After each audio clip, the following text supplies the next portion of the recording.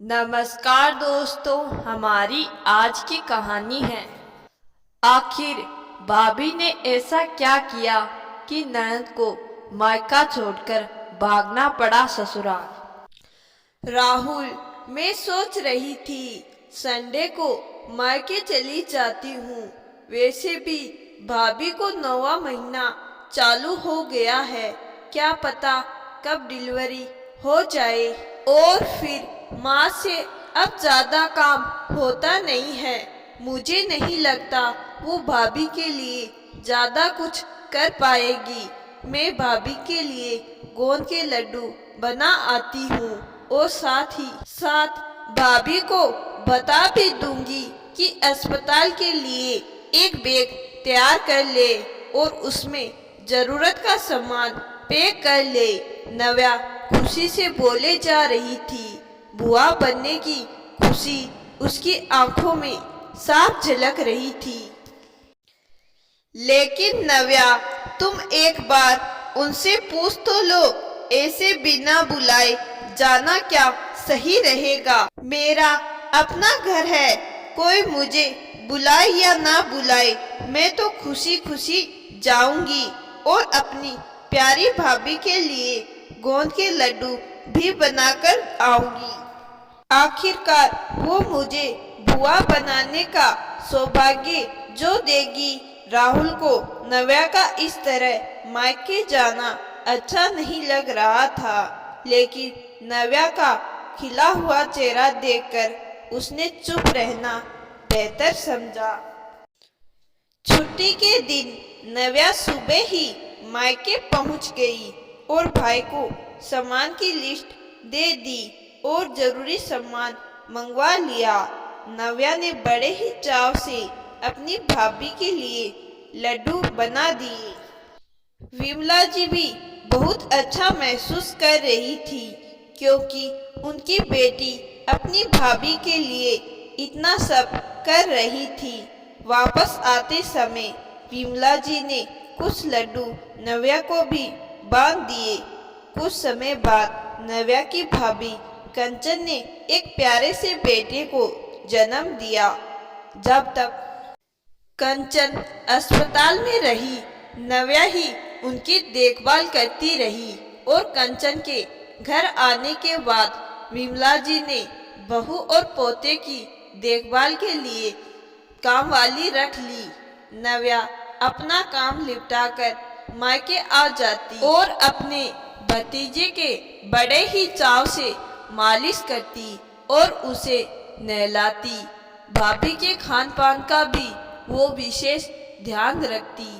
एक दिन नव्या अपनी भाभी को हलवा देने कमरे में गई। उसकी भाभी उस समय अपनी माँ से बात कर रही थी। कुछ बातें नव्या के कानों में पड़ी तो उसके कदम रुक गए। मम्मी, एक तो मेरी नंद आए दिन यहाँ आकर बैठ जाती है। कुछ दिन पहले ही लड्डू बनाने के बहाने आ गई थी। सारा सामान हमारा लगा और जब जाते जाते इतने सारे लड्डू अपने साथ ले गई। और जब से मेरे बेटा हुआ है तब से तो रोज आ जाती है। हमने तो इसे एक दिन भी नहीं बुलाया। पता नहीं लोग इतने बेशरम कैसे हैं जो बिना बुलाए दूसरों के यहाँ जाकर बैठ जाते हैं। मेरी नंद थोड़ी लालची किस्म की है। इसे लगता है भतीजा हुआ है, सेवा करेगी तो मेवा मिलेगा, इसीलिए मेरी सेवा कर रही है। यह सोचकर कि उसे ज्यादा नेक मिलेगा, इसीलिए इतना सब कर रही है। वरना आज के समय में बिना मतलब तो कोई बात भी नहीं करता। नव्या को अपने कानों पर यकीन नहीं हो रहा था। उसी समय वो काम का बहाना बनाकर ससुराल के लिए निकल पड़ी। नव्या का उतरा चेहरा देख राहुल को समझते देर न लगी कि वहाँ क्या हुआ होगा। राहुल भी कंचन के स्वभाव से अच्छे से वाकिफ था। राहुल को देखते ही नव्या उससे लिपटकर रोने लगी। राहुल ने बहुत ही प्यार से उसके गालों को सहलाते हुए चुप कराया। चुप होने के बाद नव्या बोली, आप सही कहते थे राहुल, जब तक कोई बुलाए नहीं तब तक जाना नहीं चाहिए। हर रोज रोज किसी के यहाँ जाने से अपनी ही इज्जत कम होती है। मुझसे बहुत बड़ी गलती हो गई नव्या। सब लोग तुम्हारे जैसे नहीं हैं जो निस्वार्थ भाव से किसी की सेवा करे, और तुम्हारे निस्वार्थ प्रेम को समझना भी सबके बस की बात नहीं है। तुम अच्छी हो इसीलिए सब तुम्हें तुम्हारे जैसे दिखाई देते हैं। अब जो हो गया उसे भूल जाओ। इस दिन के बाद नव्या ने मायके जाना बंद कर दिया। अब उसकी भाभी कंचन को भी समझ में आया कि उसकी नंद उसके लिए क्या क्या करती थी।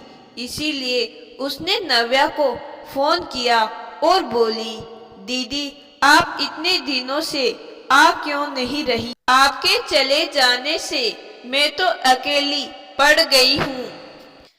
भाभी बस एक बात कहना चाहती हूँ, मुझे बुआ बनने का बहुत ही चाव था, लेकिन मेरे मन में कोई लालच नहीं था।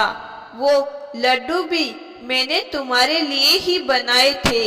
माँ ने ही कुछ लड्डू मेरे बांध दिए थे। मुझे तुमसे कुछ नहीं चाहिए, ना पैसा ना शगुन, बस मेरा मायका बनाए रखना। उस घर के दरवाजे मेरे लिए खुले रखना। मेरे दिल में कोई लालच नहीं है, बस मैं तुम लोगों की खुशी में शामिल होना चाहती थी। कंचन को समझते देर न लगी कि नव्या ने उसकी बातें सुन ली थी। कंचन ने देर न लगाते हुए माफी मांग ली। नव्या ने उसे माफ तो कर दिया, लेकिन सबक ले लिया, जब तक कोई सामने से नहीं बुलाएगा वो कभी नहीं जाएगी।